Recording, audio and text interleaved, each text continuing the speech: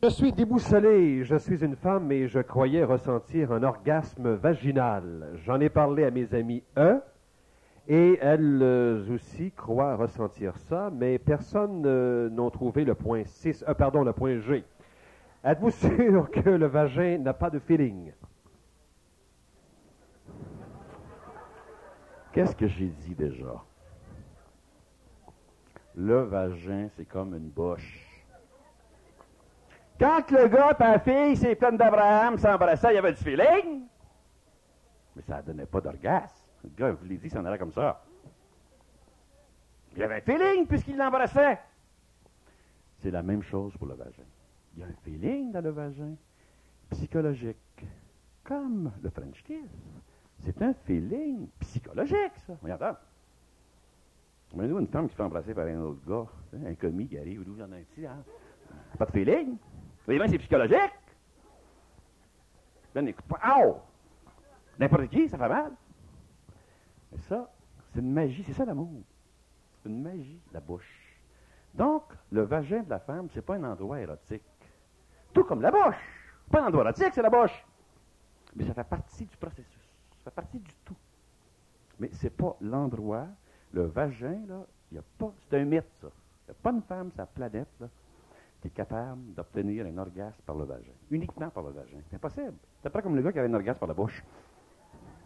Il a beau embrasser 10 heures, ce gars-là, il arrivera rien. Il va être excité, il va être mouillé. J'ai de la salive dans la bouche, mais je prends un orgasme. Les gens sont tout croches là-dedans. Le vagin, c'est pour le passage du bébé. C'est pour le passage des menstruations. Puis c'est pour la caquette du gars. Pour le fun du gars. Sauf qu'il y a un clitoris, c'est déjà expliqué. Clitoris, ça c'est comme un petit pénis. Tout petit miniature, c'est gros comme un poids. Alors les gars, faites attention, il ne faut pas dire ça trop fort, là. C'est miniature. Ça, il y a des possibilités. Il y a des possibilités. Mais c'est pas important pour une femme. Il y a des femmes pour qui ça peut être plus important. Comme il y a des gars, mais c'est plus important. Me gâteau derrière l'oreille, comme ça. Comme ça. Pour un autre, c'est pas important. Donc, chez la femme, l'orgasme ou pas, c'est pas important. C'est l'orgasme, tant mieux pour elle. Tant mieux pour le gars. Mais laissez les femmes tranquilles avec ça. Quand une femme va absolument avoir l'orgasme, je vous dis qu'elle va à son affaire, elle va s'en occuper. Je pense que les femmes, en général, sont capables d'orgasme. C'est bien évident. Ça, j'ai toujours maintenu ça. Moi, ce que j'ai dit, ça fait 30 ans que je le répète. Je l'ai dit en conférence à Ottawa il y a 20 ans, j'ai failli me faire assassiner. J'ai dit que l'orgasme vaginal, c'était pas possible, c'était un mythe. Que je maintiens toujours. C'est impossible, le vagin de la femme, parce qu'il n'y a pas de nerfs. Il faut bien comprendre, il n'y a pas de nerfs. C'est vide. L'homme, lui, a un orgasme là-dedans. Parce qu'il ne faut pas oublier qu'il y a une différence entre un pénis et un vagin où c'est de l'air qui passe. Tandis que le clitoris, c'est une région nerveuse, il y a des nerfs. Donc, là, c'est possible. Là, une femme peut avoir un orgasme. Mais pas par le vagin. Alors là, les femmes sont toutes mêlées. Là, t'entends une femme. Là, pas par le vagin. Alors, moi, j'en ai. Parce que tu vas pas voir ça, toi. Puis là, on va voir le médecin. Puis le médecin est tout mêlé. Vous n'avez pas ça par le vagin. Ben, ça peut arriver, ouais. Je pense que votre mère n'a pas le tour. Autrement dit, viens avec moi, on va te la faire à voir. Oui, toi dans la tête du gars, ça, là. C'est plein de plaintes au collège des médecins. Ah oui, les femmes s'en vont dire, mon mari va m'en donner une, t'en donner une, moi. Ça marche pas de même. Bon, si une femme peut avoir un orgasme par le vagin, mais comme un homme aussi peut éjaculer sans se toucher, ça peut arriver. Ça peut arriver, un accident. Mais je veux dire, c'est pas le processus normal. On nous a montré à la télévision, là, les images. J'ai vu le lion et la lionne. C'est épouvantable. Le lion est juste sorti de la tête. La lionne, pendant qu'il fait ça, elle mange de l'herbe. Ah, je sais pas ce qui se passe. Puis le lion, il est là-dedans sur l'affaire, là, comme le gars, là. Hein? Bon, on dit qu'il va par là. Il semble que c'est d'évidence, ça. Et t'as le gars, il est tout insignifiant par maman. Je sais pas ce qui se passe. A voulu que ça soit comme ça. Imaginez-vous si les femmes étaient comme les hommes. Ça serait effrayant. D'abord, ici, à soir, il n'y aurait même pas de conférence. Il y a l'énergie sexuelle, tu sais. Il y a des garde-robes partout. Il y a des toilettes. Tu sortiras dehors, c'est les balcons, il y en a partout du monde.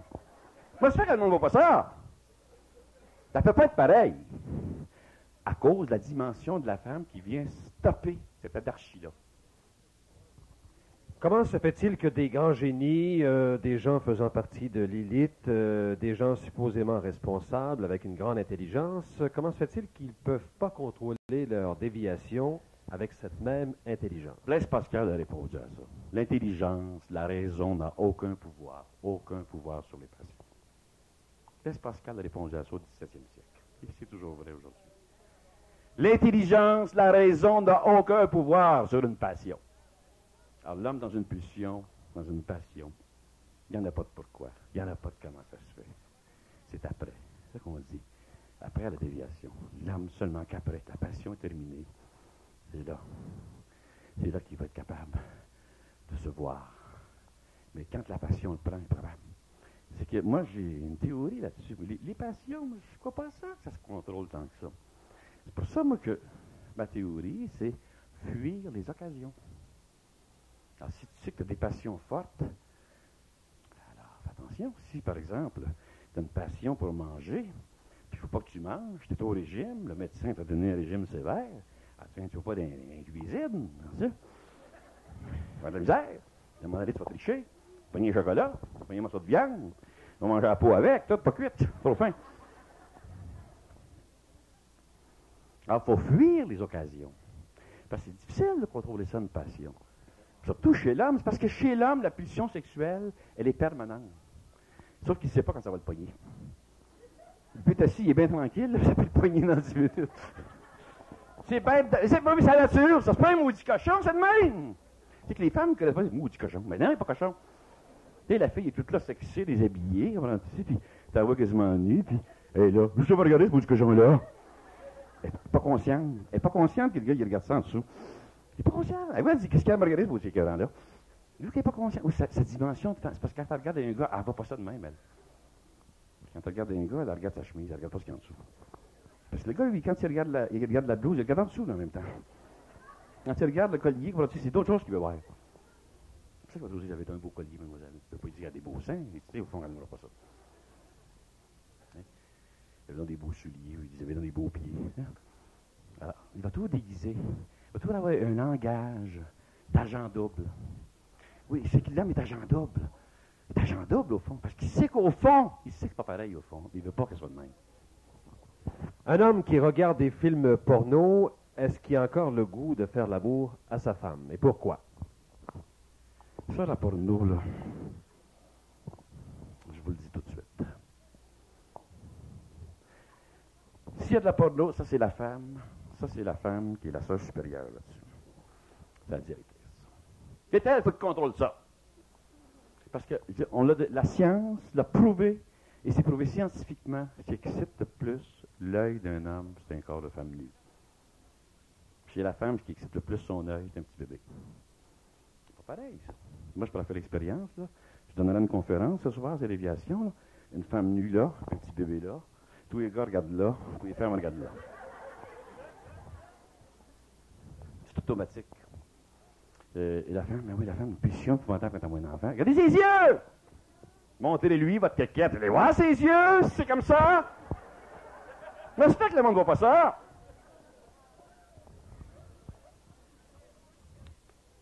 Les yeux, ça parle. Alors, quand une femme voit un bébé, elle va mourir. Quand le gars voit une fille nue, wow! Les gars! Il appelle les gars tout de suite. Oui, il fait participer avec lui. Tellement rare. Hey, les gars, là-bas! Quoi, là-bas? Quand la fille, où? Naturel. Geste naturel. La femme, bébé. Le bébé. Et je le dis à un gars ici qui a de la misère à avoir des femmes, promenez-vous avec un carrosse.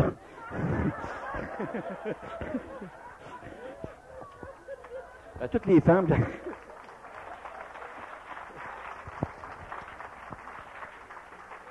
Comment savoir si on vit dans l'amour? Et l'autre volet de la question, une femme qui vit dans l'amour peut-elle être froide due à la fatigue et au surmenage? Oh. Ça, c'est typique. Parce que, je vais vous donner un gros punch ce soir. Un gars, s'il veut avoir du sexe, tant qu'il veut rien qu'à pas le demander. C'est curieux, hein, la femme. C'est pas qu'elle est contre la... C'est parce qu'elle, c'est toujours se sentir désirée. C'est que les gars l'ont pas là-dessus. J'ai parlé de la main tantôt. Là. Tu sais? Toujours dire à sa femme, je te prends par le cou, mais j'ai pas le goût de sexe. Oh, je n'ai pas fini ce gars-là. Parce que moi, il y a des femmes, elles m'ont raconté ceci. Elle dit, des fois, on aimerait ça, approcher nos maris, puis les serrer dans nos bras. Mais qu'est-ce qui arrive? Le gars dit, hey, passe-moi, je suis fatigué. Oui, dans sa tête, tout de suite, elle veut faire l'amour. Parce que c'est sa dimension, lui. Alors, les femmes, là, jamais, devenez pas des quêteux de sexe, des mendiants. Ne demandez pas ça à une femme. Vous allez voir que la femme, quand elle est bien dans sa dimension, c'est pour ça que ma théorie n'est pas saisie, c'est que c'est la femme qui va le demander. Le gars va dire, drôlette, ça marche pas son affaire, c'est elle qui me le demande. Oui, la femme va le demander. C'est étrange, hein? Elle va le demander. L'homme qu'elle aime, qui respecte sa dimension, qui respecte les critères de l'amour, la femme va jusque-là. Écoute, j'ai le coup de toi ce soir. J'ai le coup. Le tour est joué. Il faut que ça vienne d'elle. Et non pas que le gars qui commence à jouer autour de ça. Parce que là, il manque tout son coup. Il n'a pas, c'est un amateur, ça! Il l'a pas. Alors, toujours attendre que ça vienne de la femme. Vous n'attendrez pas plus qu'un mois, je vous le dis. Est-ce possible de nous glisser un petit mot sur l'éjaculation naturelle, aussi appelée pollution nocturne, comme un moyen dans les fréquentations, ce qui expliquerait l'abstinence demandée par l'Église catholique? Ah, ça c'est une très bonne question. Moi, j'ai toujours été un promoteur, un propagandiste chez les hommes de la pollution nocturne pour les célibataires. Ça, c'est le sommet de la jouissance. De pas, ça coûte rien. C'est gratuit. Pas de culpabilité. Pas besoin de fantasmes. La pollution nocturne, c'est pour l'homme. Aujourd'hui, c'est pas tellement connu, les hommes se masturbent tellement.